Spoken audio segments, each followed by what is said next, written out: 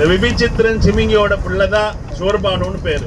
அந்த சுவர்பானு பார்க்கடலை கடையும் பொழுது அசுர ரூபத்திலேருந்து தேவர் வடிவம் எடுத்து இந்த பார்க்கடல்ல அமிர்தத்தை சாப்பிட்றதுக்காக ஏமாத்தினதுனால மகாவிஷ்ணுவால சூலாயுதத்தால, மகாவிஷ்ணு தன் கையில அகப்பையாக சூலாயுதத்தை பிடித்திருந்தார். அந்த சூலாயுதத்தால தலை துண்டிக்கப்படுது. அதனால ரெண்டு உருவமா இருக்கா. இப்ப தலை ஒரு பக்கம், முண்டை ஒரு பக்கமா இருக்கு. அமிர்தம் சாப்பிட்டதுனால சாவு வரல. இப்ப தலை துண்டுப்பட்டதுனால, சூலாயுதத்தினால துண்டுப்பட்டதுனால ரெண்டும் ஒட்டல. அதனால தலை தனியா முண்டம் தனியா 14 லோகத்தையும் சுத்தி திரியுது. அப்படி சுத்தி திரியும் பொழுது அபலட்சணமா சுற்றும் போது பிரம்மா கூப்பிட்டு, அப்பா சொர்பானு, இந்த மாதிரி தலை தனியா முண்டம் தனியா அபலட்சணமா சுத்துடு, இந்த உனக்கு தலை துண்டுப்பட்டது சூலாயுதத்தினால, அதனால நீ கைலாசம் போயிட்டு சிவபெருமானை பக்தி செய்து இந்த பிரச்சனைக்கு ஒரு தீர்வு கேளு, ஏன்னா வெட்டுப்பட்டது சூலாயுதத்தினால அப்படின்னு சொல்லி அனுப்பி வைக்கிறார். அதன்படி சுவர்பானு நேரா கைலாயம் போய் சிவபெருமானை நோக்கி பக்தி செய்யறான். இப்போ சிவபெருமான் என்ன வேணும்னு கேட்கிறப்ப, சுவாமி இந்த அமிர்தம் ஏமாத்தி சாப்பிட்டதுனால சூரிய சந்திரர்கள் காட்டி கொடுத்தார்கள். அதனால மகாவிஷ்ணுவால என்ன இந்த சூலாயுதத்தினால தலை துண்டு போயிட்டு அமிர்தம் சாப்பிட்டதுனால சாவு வரல, வாழவும் முடியல, சாவவும் முடியல. அவலட்சணமா இந்த மாதிரி தலை தனியா முண்டம் தனியா இருக்கு, ரெண்டையும் சேர்த்து வைங்கோன்னு. அப்போ சிவபெருமான் சொன்னார், சூலாயுதத்தால வெட்டுப்பட்ட எதையும் சேர்க்க முடியாது. பிள்ளையாருக்கே தலை துண்டுபட்டு சூலாயுதத்தினால துண்டுபட்டு சேர்க்க முடியும் அப்படின்னு சொல்லி, இங்க தலை இருந்தது, இங்க உடல் இருந்தது. இந்த தலையோடு நாகத்தினுடைய உடலை சேர்த்தார். இந்த உடலுக்கு நாகத்தினுடைய தலையை சேர்த்தார். எப்படி விநாயகருக்கு யானையின் முகத்தை சேர்த்தாரோ அந்த மாதிரி சிவபெருமான் இந்த தலைக்கு நாகத்தினுடைய உடலையும் இந்த உடலுக்கு நாகத்தினுடைய தலையும் சேர்த்து இந்த ரூபத்துக்கு ராகுன்னு பேர் வச்சார், இந்த ரூபத்துக்கு கேதுன்னு பேர் வச்சார்.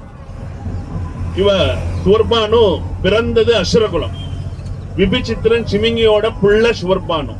ஆனா பிறந்தது அசுரகுலமா இருந்தாலும் புத்தியில பயங்கரமான கெட்டிக்காரன், நல்ல சாதுரியமானவன். இவங்க அம்மா சிமிங்க யாருன்னா இரண்யகசிபோட தங்க.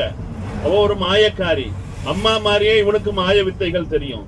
ரொம்ப அதிபுத்திசாலி, தேவர்களை விட அதீத புத்திசாலி சுவர்பானு. அதனால இவனுடைய புத்தி, இவனுடைய பக்தி, இவனுடைய சாதுரியம், மாயாவித்தனம், இது எல்லாவற்றையும் உணர்ந்த சிவபெருமான் நவகிரக மண்டலங்கள் உருவாக்கப்படும் பொழுது 8வது 9வது கிரகத்திற்கு அதிபதியாக ராகுவையும் கேதுவையும் நியமித்தார். ஏன்னா அந்த அளவுக்கு இவனுடைய அறிவு, ஆற்றல், புத்தி, பக்தி, சாதுரியம், மாயாவித்தனம் இதெல்லாம் பார்த்து நவகிரக மண்டலங்களில் ஒவ்வொருத்தரா அதிபதியாக நியமிக்கப்படும் பொழுது 8வது 9வது கிரகமாக, நிழல் கிரகமாக, சாயா கிரகமாக இந்த ராகு கேதுவை அமைத்து கொடுத்தார். அப்படிப்பட்ட இந்த ராகுவை நம்ம தரிசனம் பண்ணோம். இப்போ இந்த ராகு கேதுவுக்கு கிழமைகள் கிடையாது. 7 கிரகங்களுக்கு கிழமைகள் இருக்குது. ஞாயிறுக்கு சூரியன் அதிபதி, இந்த ஞாயிற்றுக்கிழமைக்கு அதிபதி சூரியன். திங்கள் கிழமைக்கு அதிபதி சந்திரன். செவ்வாய்க்கிழமைக்கு அதிபதி அங்காரகன் செவ்வாய். புதன்கிழமைக்கு அதிபதி புதன் பகவான். வியாழக்கிழமைக்கு அதிபதி பிரகஸ்பதி. வெள்ளிக்கிழமைக்கு அதிபதி சுக்கிரன். சனி, இன்றைய கிழமைக்கு அதிபதி சனி. இந்த 7 பேருக்கும் 7 நாட்கள் கிழமைக்கு அதிபதியா இருக்கிறாங்க. ராகு கேதுவுக்கு கிழமைகள் கிடையாது. அதனால சிவபெருமான் என்ன பண்ணாருன்னா, ஒவ்வொரு கிழமைகள்லையும் ஒவ்வொரு நாள்லையும் ஒரு 3 மணி நேரத்தை தனியா பிரிச்சார். பகல்ல சூரிய உதயம் 6:30 மணினா நைட்டு சூரிய அஸ்தமம் 6:30 மணி. 12 மணி நேரத்துல 3 மணியை தனியா பிரிச்சார். 1.5 மணி நேரத்தை ராகுட்ட கொடுத்தார், 1.5 மணி நேரத்தை கேதுட்ட கொடுத்தார். அந்த 1.5 மணி நேரம் ராகுக்குரிய காலம் ராகு காலம், கேதுவுக்கு உரிய காலம் யமகண்டம் அப்படின்னு அமைத்து கொடுத்தார். இப்ப இன்னைக்கு சனிக்கிழமை அப்படின்னா இந்த 12 மணி நேரம் சனி அதிபதி கிடையாது. 1.5 மணி நேரம் ராகுக்கு, 1.5 மணி நேரம் கேதுக்கு. இன்னைக்கு சனிக்கிழமையா இருந்தாலும் ராகு காலத்துல யார் அந்த நேரத்துக்கு அதிபதினா ராகு தான் அதிபதி. யமகண்டத்துல யார் அதிபதினா அங்க சனிக்கு வேலை இல்லை, கேது தான் அதிபதி. இப்படியாக ராகு காலம் யமகண்டம்னு அமைத்து கொடுத்தார். இந்த ராகுக்குரிய காலம் கேதுக்குரிய காலம். ஸோ இப்படியாக நிழல் கிரகமாக சாயா கிரகமாக இடம்பெற்றார். அடுத்து இந்த சுவர்பானு சிவபெருமான்ட்ட ஒரு வரம் கேட்டான். என்ன கேட்டான்னா, சுவாமி இந்த சந்திர சூரியன் 2 பேரும் நவகிரகத்துல இருக்காங்களான்னு கேட்டான். இருக்காங்க. அவங்க 2 பேரோட அதிகாரத்தையும் 2 பேரோட சிண்டியும் எங்க கையில கொடுக்கும் அப்படின்னா. ஏன் அப்படின்னா, நான் பாட்டுக்கு அமிர்தம் வாங்கி சாப்பிட்டு போயிருப்பேன். இந்த 2 பையன் தான் நான் வந்து பண்ண தப்ப காட்டி கொடுத்து என்னை இந்த மாதிரி தலையை துண்டாக்கி ஒரு அவலட்சண நிலைக்கு கொண்டு போயிட்டேன். அதனால இந்த நவகிரகங்கள் உருவாக்கப்படும் பொழுது இந்த நவகிரகத்துல 2 பேரோட அதிகாரமும் எங்களுக்கு கீழே வேணும்னு சிவபெருமான் சொன்னார். சூரியன் சந்திரன் இந்த உலகத்துல இல்லைன்னா ஒரு புல் பூண்டு கூட இருக்காது. அதனால அவருடைய அதிகாரத்தை உன் கையில கொடுக்க முடியாது அப்படின்னு சொல்லி அவன் வேண்டிட்டதுனால வருஷத்துக்கு ஒரு நாள் 365 நாள்ல ஒரு நாள்ல ராகு சூரியனுடைய அதிகாரத்தை 1.5 மணி நேரம் எடுத்துக்கலாம். 365 நாள்ல 1.5 மணி நேரம் ராகு முழு அதிகாரத்தை எடுத்துக்கலாம் நம்ம கேட்ட மாதிரி. அதே மாதிரி வருஷத்துல 365 நாள்ல ஒரு நாள்ல 1.5 மணி நேரம் கேது சந்திரனுடைய முழு அதிகாரத்தை எடுத்துக்கலாம். இப்படியாக ராகுவாகிய பாம்பு சூரியனை விழுங்குகின்ற அதிகாரத்தை கைப்பற்றுகின்ற அந்த 1.5 மணி நேர நிகழ்வை சூரிய கிரகணம்னு அமைத்து கொடுத்தார். கேதுவாகிய பாம்பு அந்த சந்திரனை அதிகாரத்தை விழுங்குகின்ற கைப்பற்றுகின்ற அந்த 1.5 மணி நேரத்தை சந்திர கிரகணம்னு அமைத்து கொடுத்து நவகிரக மண்டலத்துல 8வது 9வது கிரகமாக இந்த 2 பேருக்கும் ஆட்சி கொடுத்தார். இதுல கேதுவை பொறுத்த வரைக்கும் மோட்சக்காரகன்னு சொல்லுவாங்க.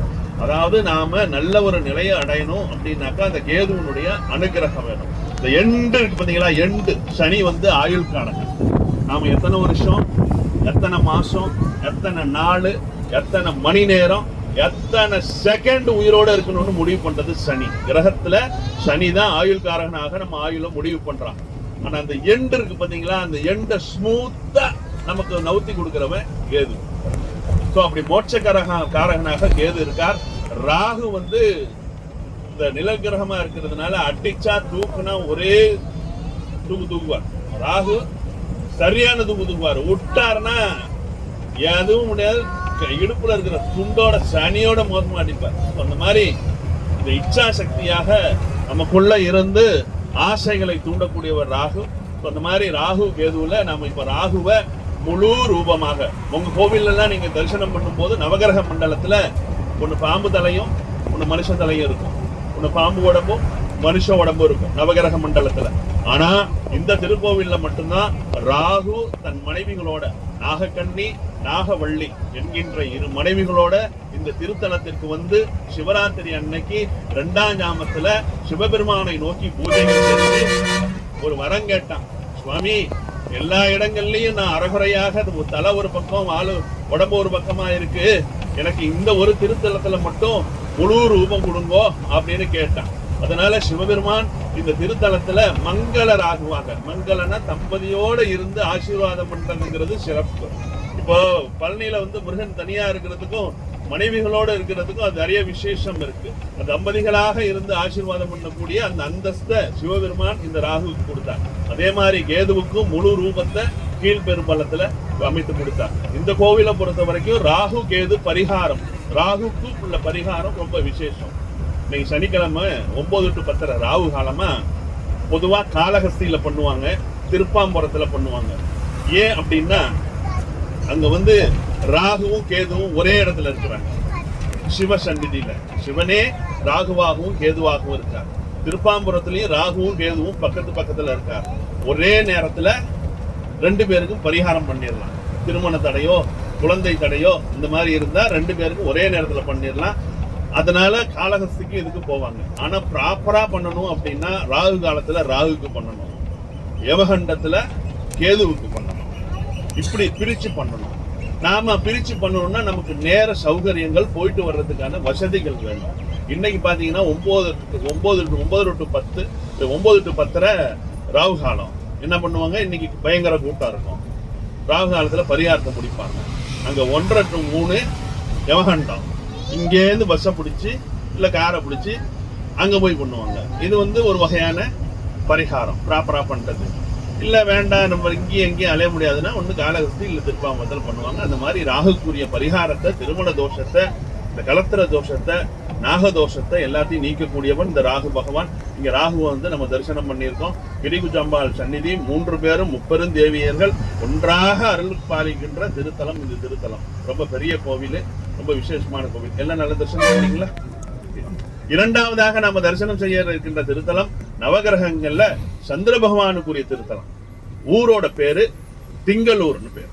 இந்த திங்களூர் எங்க அமைந்திருக்கிறது அப்படின்னா தஞ்சாவூர் மாவட்டம். தஞ்சாவூர்ல இருந்து ஒரு 20 கிலோமீட்டர் தொலைவுல பூம்புகார் கல்லணை நெடுஞ்சாலையில திங்களூர் அமைந்திருக்கிறது. காவிரியினுடைய வடகரை. இந்த வடகரையில திங்களூர் என்ற திருத்தலத்துல சந்திரனுக்கான திருத்தலம் அமைந்திருக்கிறது. இங்க சுவாமியோட திருநாமம் கைலாசநாதர், அம்பாளுடைய திருநாமம் பெரிய நாயகி அம்பாள். ரொம்ப சின்ன கோவில். நம்ம இவ்வளவு பெரிய கோவில பார்த்தோமா, அது ரொம்ப சின்ன கோவில். 3 சன்னதி தான். சிவபெருமான் கைலாசநாதர், அம்பாள் பெரிய நாயகி அம்பாள். 2 பேரையும் தரிசனம் பண்ணோம் அப்படின்னா பிரகாரத்துல வடகிழக்கு மூலையில மேற்கு முக மண்டலத்துல சுவாமி நின்ற கோலத்துல, சந்திர பகவான் நின்ற கோலத்துல அனுகிரக மூர்த்தியாக அருள் பாலிக்கிறார். சந்திரன் தனி சன்னதியில அருள் பாலிக்கிறார். 3 சன்னதி தான். இங்க சந்திரன் யார் அப்படின்னா அத்திரி மகரிஷிக்கும் அனுஷ்யாவுக்கும் பிறந்த புத்திரன். அனுஷ்யா தேவி பிறந்தவர். அதாவது இந்த அனுஷ்யா தேவியை இந்த பத்தினிமார்கள்ல சப்த கற்புக்கரசிகள்ல ஒருத்தரா சொல்லுவாங்க. ஏன்னா அந்த அளவுக்கு பெருமை மிக்கவர் இந்த அனுஷ்யா தேவி. இந்த அனுஷ்யா தேவி 3 மும்மூர்த்திகளையும் பிரார்த்தனை பண்ணி 3 பேருமே தனக்கு குழந்தையா அவங்க அம்சமா குழந்தைகள் பிறக்கணும்னு பிரார்த்தனை பண்ணாங்க. அதன்படி அனுஷ்யாவுக்கு முதலாவதாக பிறந்த ஆண் குழந்தை சிவபெருமானுடைய அம்சமாக துர்வாசர் என்கின்ற முனிவர் பிறந்தார். 2வது ஆண் குழந்தை மகாவிஷ்ணுவினுடைய அம்சமாக சோமன் என்கின்ற சந்திரன் பிறந்தான். சோமன் தான் அவன் பிறக்கும் போது அவனுக்கு வச்ச பேரு. சோமன்கிறது அவனுடைய இயற்பெயர், சந்திரன்கிறது பின்னாடி வந்த பெயர். சோமன் என்கின்ற சந்திரன் பிறந்தான். 3வது பிரம்மாவின் அம்சமாக அனுஷ்யா தேவிக்கு தாத்திரேயர். வடநாட்டுக்கு போனீங்கன்னா தத்தாத்திரேயர் வழிபாட்டம். அந்த பிரம்மாவின் அம்சமாக தத்தாத்திரேயர் பிறந்தார். இப்படியாக அனுஷ்யாவுக்கு 3 பிள்ளைகள் பிறந்தது, ஆண் குழந்தைகள். அதுல 2வதா பிறந்தவன் தான் சந்திரன். இந்த சந்திரனோட அண்ணன் பேரு துர்வாசர், தம்பியோட பேரு தத்தாத்திரேயர். இந்த சந்திரன் ஆரம்ப காலத்துல தன் தந்தையிடம் கல்வி கற்றான். அதன் பிறகு வாலிபனான பிறகு மேல் படிப்புக்கு தேவலோகம் சென்று தேவலோக குருவான பிரகஸ்பதி, வியாழக்கிழமைக்கு அதிபதியான அந்த பிரகஸ்பதியிடம் சென்று ஆயக்கலை 64ஐயும் வேதங்களையும் ஆகமங்களையும் உபநிடதங்களையும் கற்று ஒரு அழகு மிக்க ஆற்றல் மிக்க ஒரு இளைஞனாக திகழ்ந்தான் இந்த சந்திரன். பார்க்கறதுக்கே அவ்வளவு அழகா இருந்தான். நல்ல ஆற்றல், எல்லா கலைகளிலும் வித்தகனாக இருந்தான். அப்படிப்பட்ட அழகனான ஆற்றல் படைத்த ஒருவனை எல்லாரும் பார்க்கும்போது ஆசைப்பட்டாங்க. இன்னைக்கும் நாம பௌர்ணமியில சந்திரனை பார்த்தோம்னா நம்ம மனசு அவ்வளோ சந்தோஷமா இருக்கும். சந்திரனை பார்த்துக்கிட்டே இருக்கலாம் போல இருக்கு. அந்த நிலவை நிலவுல உட்கார்ந்து இருக்கலாம் போல இருக்கும். அந்த மாதிரி எல்லாருக்கும் குளுமையை கொடுக்கக்கூடிய ஒரு ரொம்ப அழகானவனாக சந்திரன் இருந்தான். அதனால எல்லா பெண்களும் சந்திரன் மேல ஆசைப்பட்டாங்க. பூலோக பெண்கள், இந்திரலோக பெண்கள், யட்சலோக பெண்கள், சந்திரலோக பெண்கள், எல்லா லோகத்துல இருக்க பெண்களும் சந்திரனை பார்க்கும் போது ஆஹா எவ்வளோ அழகா இருக்கானே அப்படின்னு ஆசைப்பட்டாங்க. அப்படி ஆசைப்பட்டவங்க வரிசையில தட்சனுடைய பிள்ளைகள் 27 பேர். தட்சன் யார் அப்படின்னா பிரம்மாவோட பிள்ளை. அந்த பிரம்மா இந்த உலகத்தை படைச்சு வெறும் உலகமா இருந்தா நல்லா இருக்காது, முழுமை பெறாதுன்னு சொல்லி தட்சனை கூப்பிட்டு தட்சன் பிள்ளை. இந்த பிரபஞ்சத்திற்கு அதிபதியாக பிரஜாபதியாக பதவியை கொடுத்து பல உயிர்களை பெருக்கப்பா அப்படின்னு அந்த பொறுப்பை ஒப்படைச்சார். நிறைய உயிர்களை பெருக்கு இந்த உலகத்திலேன்னு ஒப்படைத்தார். அதன்படி தட்சன் 1000 ஆண் குழந்தைகளை பெற்றெடுத்தான். அந்த 1000 ஆண் குழந்தைகளையும் நாரதர் பேசி உங்க அப்பா சொல்ற மாதிரி கல்யாணம் பண்ணி நிறைய உயிர்கள்லாம் பெருக்காதீங்க, நாங்க சன்னியாசம் போவோம்னு அழைச்சிட்டு போயிட்டார். அதனால தட்சனுக்கு கோபம். நாரதருக்கு ஒரு சாபத்தை கொடுத்தார், திரிலோக சஞ்சாரியா போன்று. திரிலோக சஞ்சாரினா உனக்கு ஒரு உலகம் கிடையாது, நீ அங்கங்க சுத்தி ஏதாவது பண்ணிட்டு கிடையாது. அதனாலதான் நாரதர் எல்லா லோகத்துக்கும் அவருக்கு போறதுக்கு பெர்மிட் உண்டு. யாரையும் கேட்க மாட்டார். கைலாசமோ வைகுண்டமோ பிரம்மலோகமோ எங்க வேணாலும் போயிட்டு இருப்பார், அசுரலோகமோ எங்க வேணாலும் போவார். அதன் பிறகு தட்சன் தவம் இருந்தார். யாரை நோக்கி அப்படின்னா ஆதிசக்தியான பராசக்தியை நோக்கி தவம் இருக்க ஆரம்பிச்சார். எதற்காக அப்படின்னா வரம் வாங்குறதுக்கு. அது என்ன வரம் அப்படின்னா, அம்மா தாயே எனக்கு இனிமே ஆம்பளை பிள்ளையே பிறக்கக்கூடாது, நான் பட்டது போதும், எனக்கு பெண் குழந்தைகள் தான் பிறக்கணும் அப்படின்னு சொல்லி முதல் வரத்தை கேட்டான். 2வது வரம் நீயே எனக்கு மகளா பிறக்கணும் அப்படின்னு 2வது வரம் கேட்டான். அதன்படி தட்சனுடைய அந்த தவத்துல நிச்சய பார்வதி தேவி ஆதிசக்தியான பராசக்தி தட்சனுக்கு மகளாக பிறந்தால். அந்த தட்சனுக்கு பிறந்த மகள் பேரு தாட்சாயணி. அவர் 2வது வரம் கேட்டா பொம்பளை பிள்ளைதான் வேணும்னு 64 பொம்பளை பிள்ளைங்க பெற்றான். 64 பெண் பிள்ளைகள். அதுல முதல் பிள்ளை பேரு தாட்சாயணி, ரெண்டாவது ரதி, அடுத்து திதி, அடுத்து கத்ரு, அடுத்து வினித்தை, அடுத்து சுரத்தை, இப்படின்னு அஸ்வினி, பரணி, ரோஹிணி, அந்த நட்சத்திரம்லாம் இருக்குல்ல, இந்த மாதிரி 64 பெண்களை பெற்றெடுத்தான். தாட்சாயணியை யார் கல்யாணம் பண்ணா? சிவபெருமான் கல்யாணம் பண்ணார். தாட்சாயணியை சிவன் கல்யாணம் பண்ணார். ரதியை மன்மதன் கல்யாணம் பண்ணார். அடுத்த 13 பெண்களை காசியப்பருக்கு கல்யாணம் பண்ணி கொடுத்தார். காசியப்ப ரிஷிக்கு கல்யாணம் பண்ணி கொடுத்தார். அடுத்த 10 பெண்களை யமனுக்கு கல்யாணம் பண்ணி கொடுத்தார். இந்த வரிசையில 27 பெண்கள் வர்றாங்க. இந்த 27 பெண்களும் சந்திரனை பாக்குறாங்க வான்வெளி மண்டலத்துல. இவங்க எல்லாம் நட்சத்திரமா இருக்காங்க.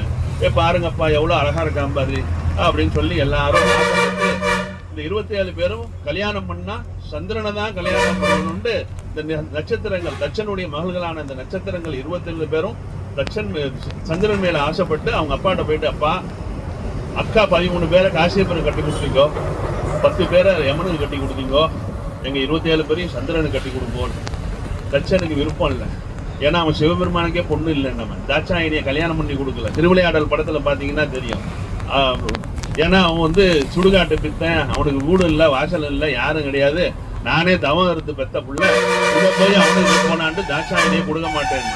சிவனுக்கே பொண்ணு இல்லை போயான்னு சொன்னவன் சந்திரனுக்கு அது 27 பெண்களை கொடுப்பானா? முடியாதுன்னு சொல்லி பார்த்தான். ஆனா எல்லா பெண்களும் ரொம்ப பிடிவாதமா விரும்பினதுனால, இந்த ஊர் பேர் சுவாமி மலைங்க. 6 படை வீடுகள்ல ஒரு படை வீடு சுவாமிநாத சுவாமி வீற்றிருக்கின்ற திருத்தலம். காமிக்கிறேன், கோபுரத்தை பார்த்து வணங்கிக்கோங்க. சுவாமி மலை இதுதான் கோவிலுக்கு போற வழி. இந்த இருக்கு பாருங்க, கோபுர தரிசனம் பண்ணிக்கோங்க. ரைட் சைட்ல உங்களுக்கு லெஃப்ட் சைட்ல இருக்கும் சுவாமி மலை. மலை மேல